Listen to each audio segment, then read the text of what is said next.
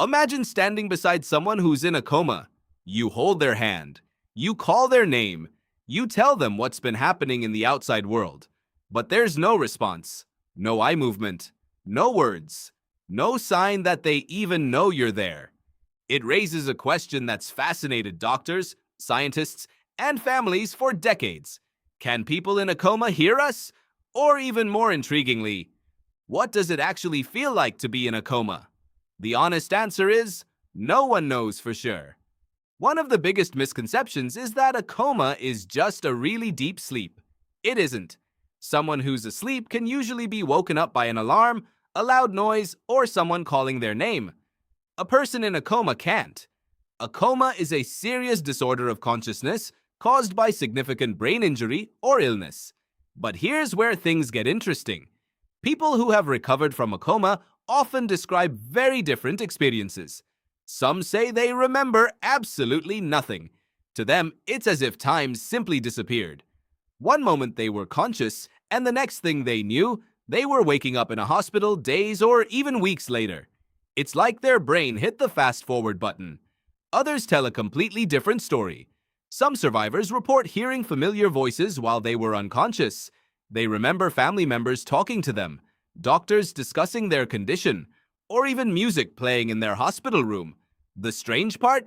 They couldn't move.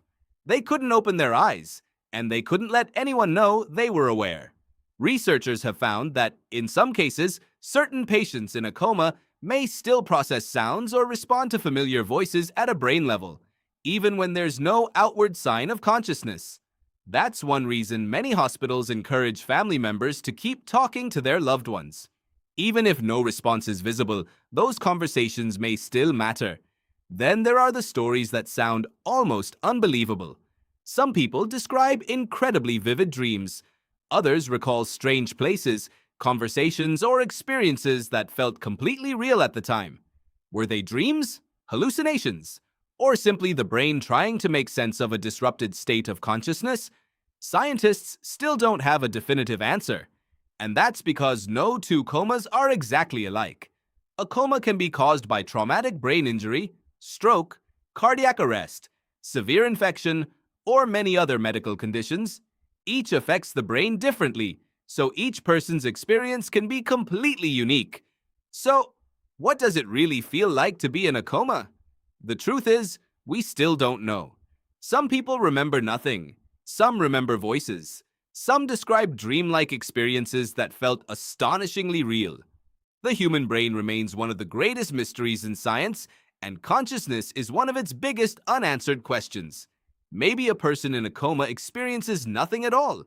Maybe they can hear more than we realize.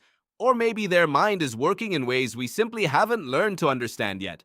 And perhaps that's why so many families continue talking to loved ones in a coma.